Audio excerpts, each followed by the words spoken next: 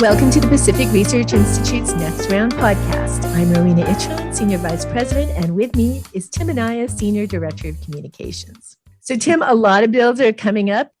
Which ones are you following these days? Well, this is for our listeners who don't follow Sacramento, this is the hot committee time. So the month of April is when all of the newly introduced bills in 2022 get their first committee hearing. So it's kind of make or break time for some of these bills. So one of the highest profile bills it's a bipartisan measure, AB 2273, by Assemblymember Buffy Wicks from Oakland and Assemblymember Jordan Cunningham from the Central Coast area. And it basically deals with, protecting kids from online harassment, online bullying, kind of protecting them from being exposed when using TikTok or Snapchat or Facebook and all these various things. And I think as our Bartlett Cleland has written about in recent years of these various kind of online privacy bills, the politics of it's hard to go up against, right? You're protecting the kids, you're protecting privacy, you're preventing bullying.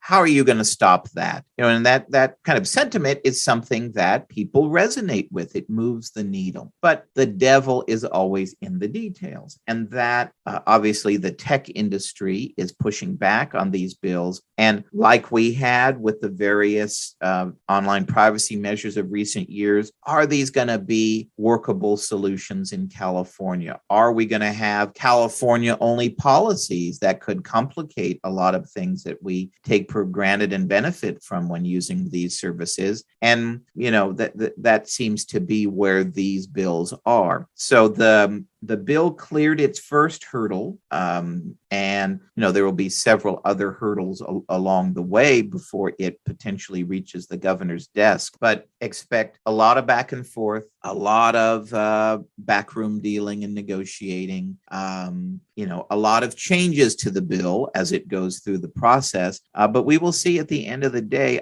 I think the politics of it, and it is a very popular idea that may carry the way over usually, tough and well-heeled opposition. What are you following, Ro? Well, I'm very interested in this bill that forces California's public pension funds to divest in fossil fuels. When you start bringing in lawmakers, political and economic views when it comes to managing investments, that's a problem at so many levels. First, the state's pension funds have huge unfunded liabilities, as we all know, and it's been documented in the work of Wayne Weingarten here at PRI. And pension managers just can't afford to wipe out an entire asset class out of their investment options. So if you look at stocks now, the only real asset class that's outperforming are the oil companies. If that bill was in effect now, pension funds would be giving up a lot of return. And secondly, now it's fossil fuels. You never know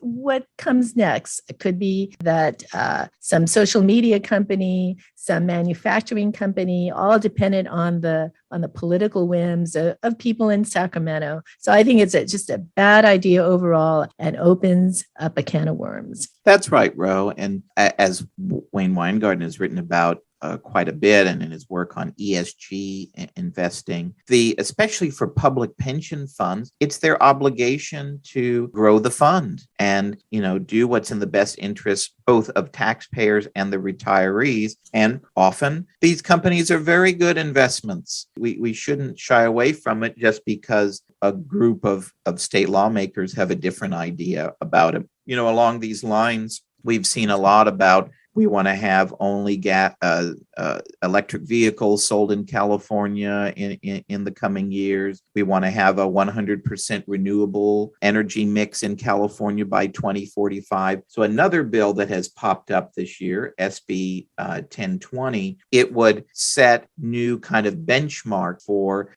energy companies to move toward 100% renewable portfolios toward that 2045 deadline. This bill, it's by Senate President Tony Atkins. It would have a milestone of 90% by 2035 and 95% by 2040. Well, we know, A, these are totally unrealistic, and B, they don't account for nuclear power going away with the Diablo Canyon plant closing. It doesn't account for, if everyone's going to be driving an electric car, we're going to be demanding a lot more electricity. So it's a whole mess. It's very unrealistic, and bills like this kind of push these costly and unrealistic policies forward that, Californians may rue the day if these kinds of things become reality. Blackouts and having electric cars that can't be charged may become our way of life. Well, it's summertime, and it's our favorite time to promote great books by really terrific authors. And our guest this week is Walter Stahr. And I met Walter during my first week on the job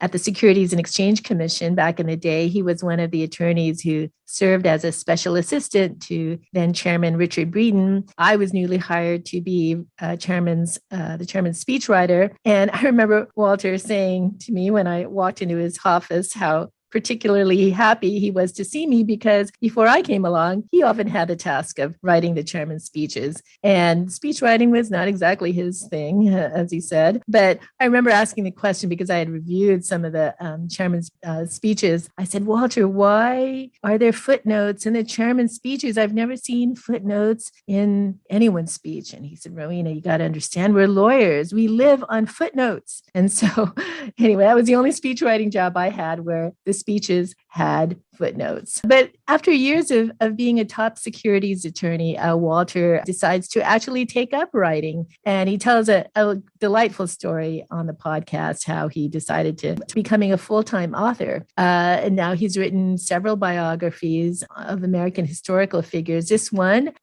his latest book on Salmon Chase, and he was President Lincoln's Treasury Secretary. It's a fascinating biography, and we really enjoyed it. Yeah, I was inspired after the discussion. I bought all of his biographies from my tablet, so I am looking forward to learning more about these great figures and reading his great book. So thanks everyone for listening, and here is Walter Stahr. Welcome to PRI's Next Round podcast, Walter. Good to be here. So you and I met many, many years ago, several decades ago, actually, when we were both at the U.S. Securities and Exchange Commission, and you were a lawyer and special assistant to then Chairman Richard Breeden, and I was his speechwriter. And I have to say, you are probably the envy of many lawyers who are listening now, because after you were a very successful securities attorney, you made a career change and became a New York Times bestselling author. So tell our listeners a bit about your background and why and how you went from a securities super lawyer to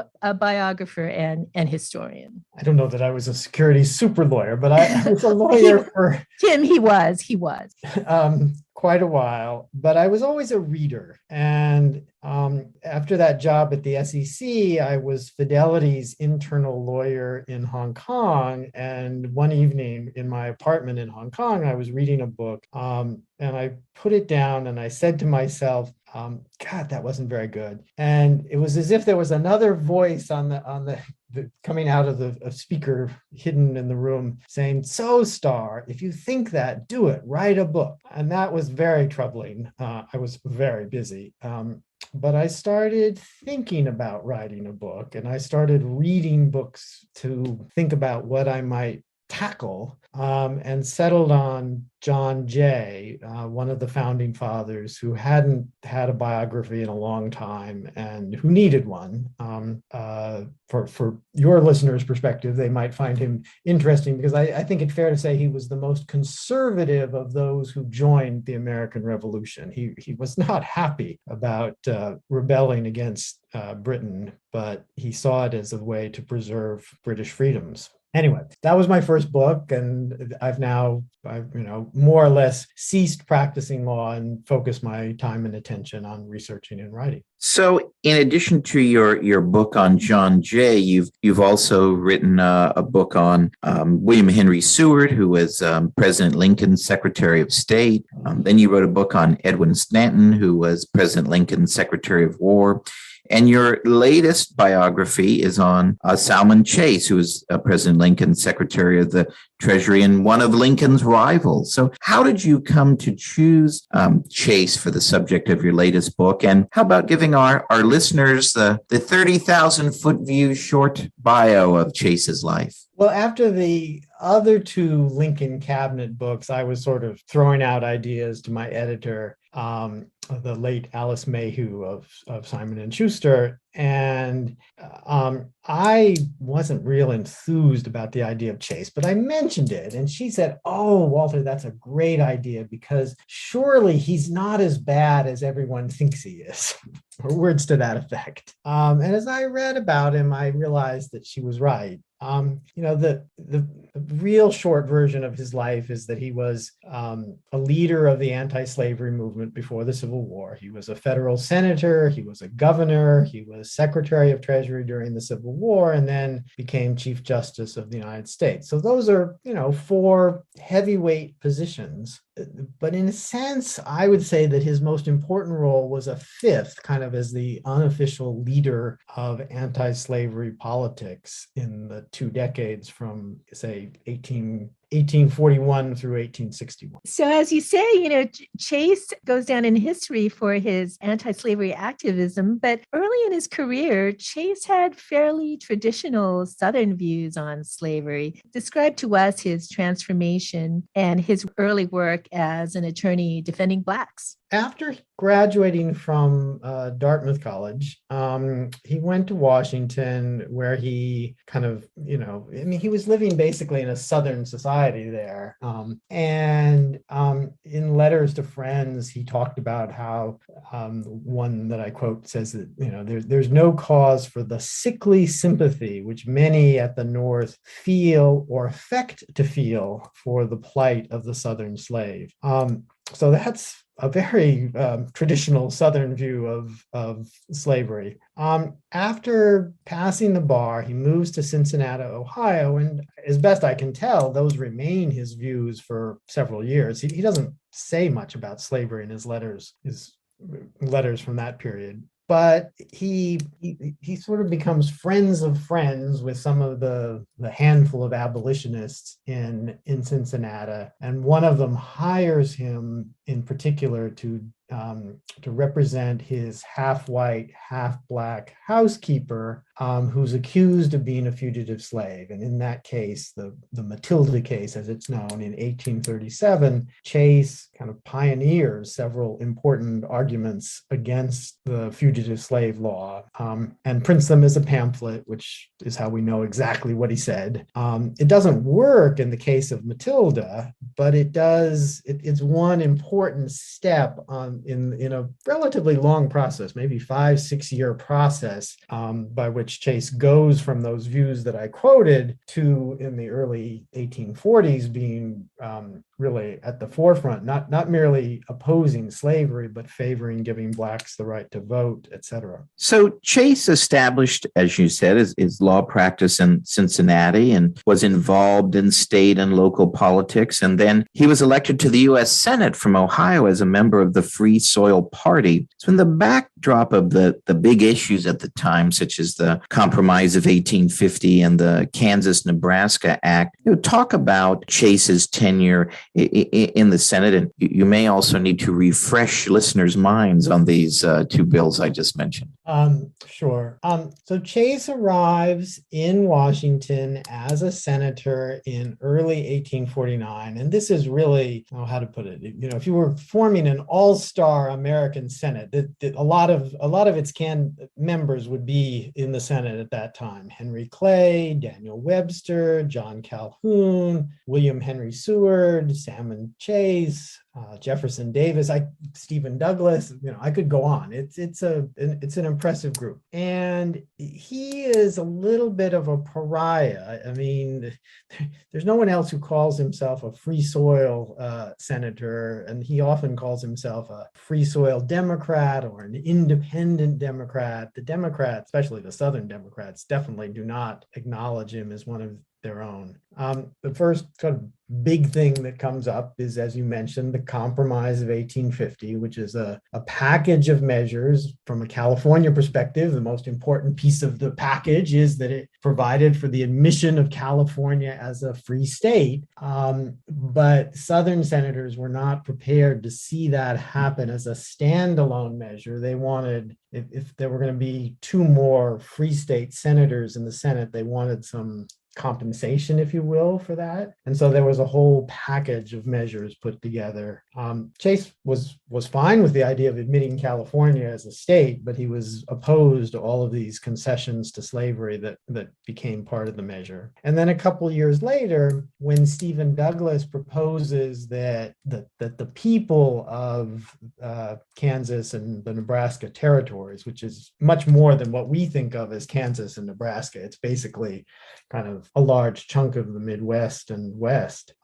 He proposed that those people should be able to make their own decisions about whether slavery was going to be part of their new territorial government, which Northerners viewed, like Chase, viewed as breaking the promise that was made 30 years earlier in the Missouri Compromise that all of that territory would be free territory. So he opposes that. That also passes over his opposition into law and is a key, the key, I shouldn't say a key, it is the key moment that leads to the formation of the Republican Party. Walter, that leads me to the fact that Chase was one of the founders of the Republican Party, and he would eventually become elected as the first Republican governor of a major state. So could you talk about his role in forming the party and its early platform? Sure. He was in a sense of two minds about the party.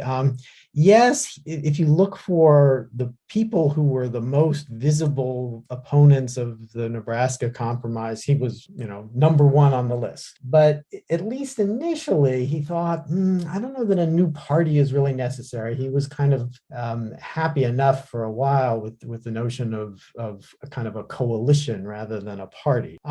But it became clear that this coalition, which was fabulously successful, I mean, in the fall elections of 1854, essentially all the Northern members of Congress who had voted in favor of the Kansas-Nebraska Act earlier that year were voted out of office by people who called themselves different things. Some people called themselves Republicans, others called themselves the People's Party or the Anti-Nebraska Party, and there were also a fair number who called themselves just Americans, who were in many cases quite anti-Catholic. And out of that mess over the course of the next year or two, it doesn't happen all in a day.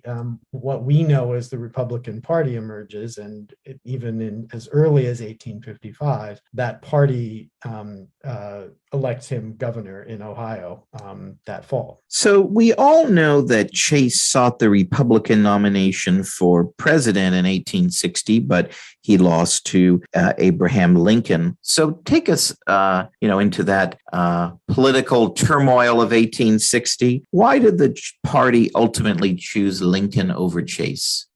Yeah, I've actually now been through this kind of twice, because even more prominent than Chase in the Republican hierarchy in early 1860 was my other subject, William Henry Seward. He would have been the favorite if there was such a thing as a betting pool in Las Vegas for who was going to be the Republican nominee. But both Seward and Chase had long track records. In the case of Seward, he had served in the Senate by that point for nearly, he was coming to the end of his second 6-year term. And so they'd taken a lot of positions, controversial positions on various aspects of slavery and Black rights that were going to be quoted against them if they were the Republican nominee.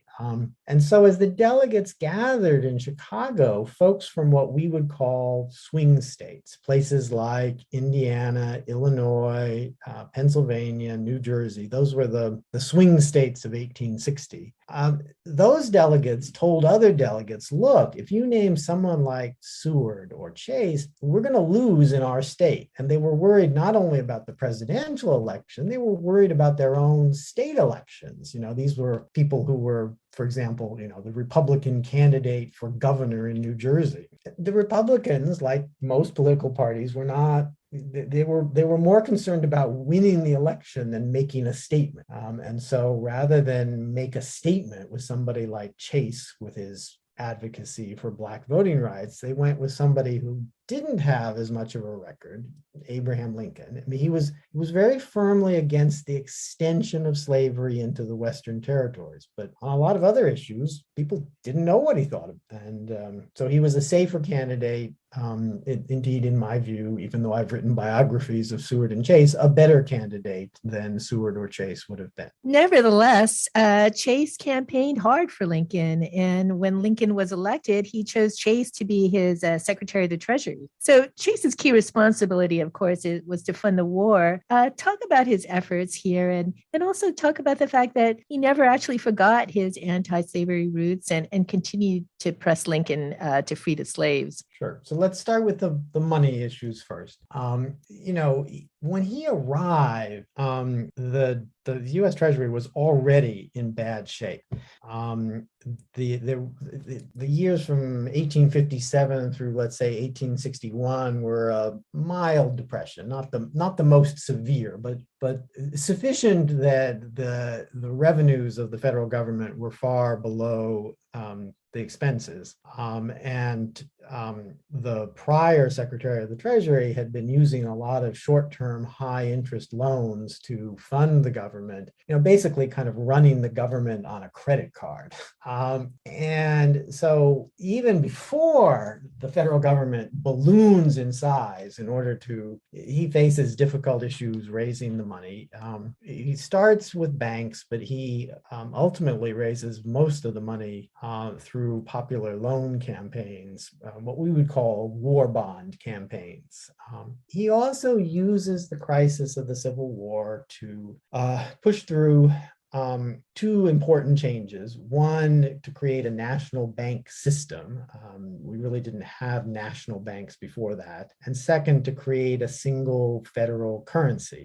He can really be viewed as the father of those pieces of green paper that you have in your wallet. Indeed, during the war, the currency that was printed were called greenbacks, and he was sometimes referred to, not to his face, but sometimes referred to as old greenbacks by folks. So that's the financial side. And then shifting to the slavery black rights side, he's from a pretty early point in the war, he is pressing Lincoln to issue some kind of an emancipation proclamation. The Lincoln Papers at the Library of Congress have a draft in Chase's hands from the summer of '62 of an emancipation proclamation. The Chase Papers at the same library, in the diary, one day he said that he brought up at the cabinet for the 10th or 20th time the topic of emancipation. So he was somewhat annoying on this issue. And even after Lincoln issued the proclamation, he thought it wasn't quite broad enough. He pressed Lincoln to broaden it.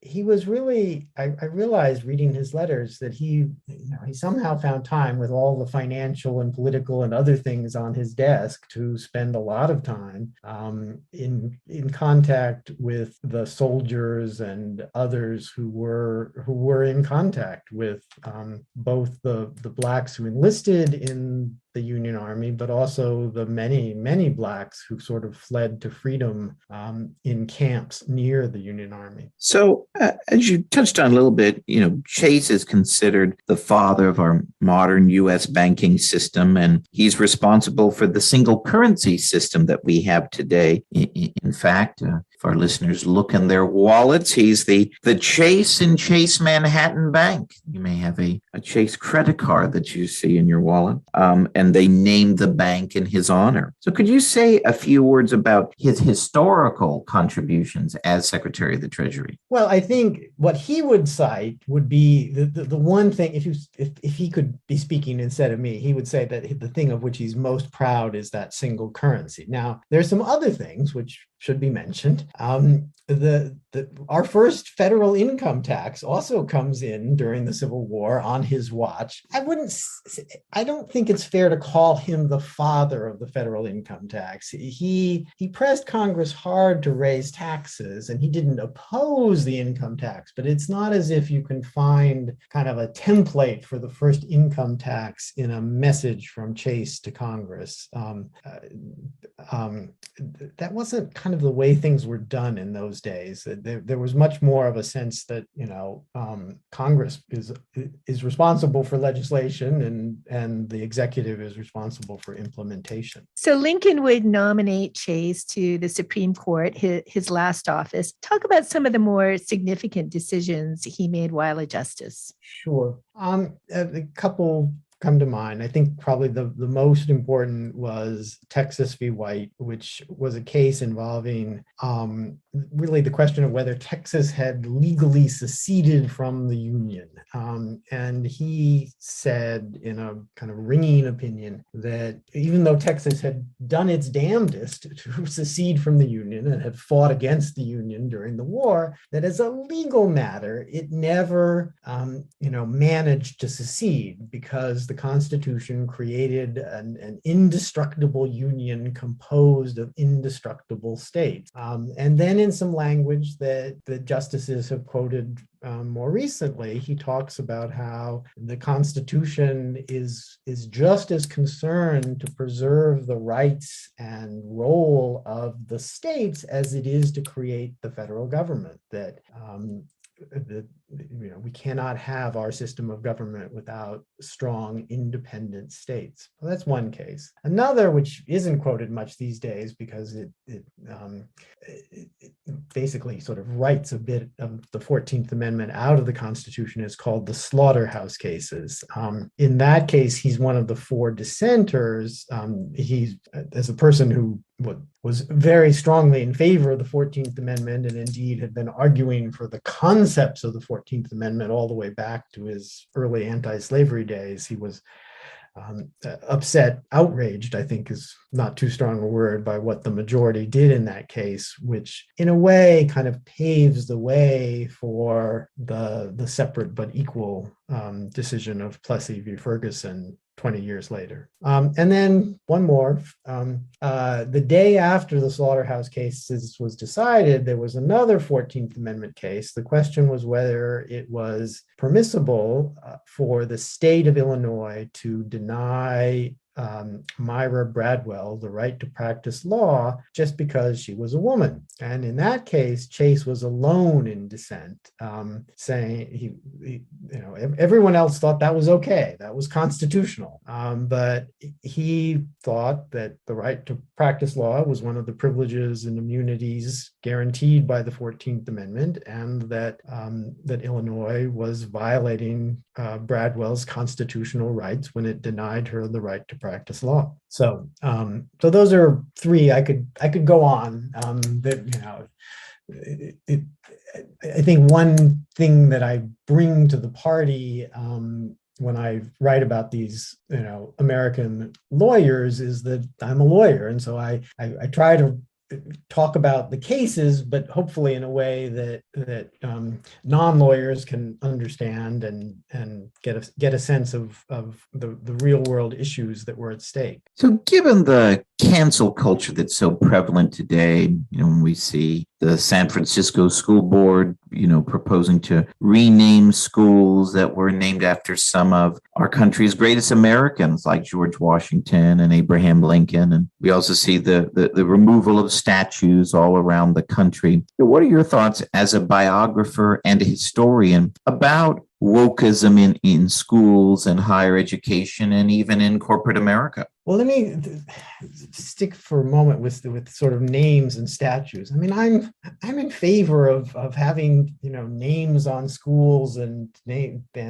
statues scattered around. I went to public middle school in Arcadia, California, and it was Richard Henry Dana Jr. Middle School. Well, that gave me a relationship with an important American who most Americans, if they have any sense of who he was, they have only the dimmest sense. But I learned about him in part because I went to that school. So I would, if I had been in the San Francisco City Council, there was the school board, I would definitely have said, no, we need to keep the names of Abraham Lincoln and George Washington, and for that matter, Dianne Feinstein. She was another name that they wanted to take off schools. Yeah, one of the things I do a little bit of is help high school kids in mock trial competitions. And the case up in Washington State a year ago involved the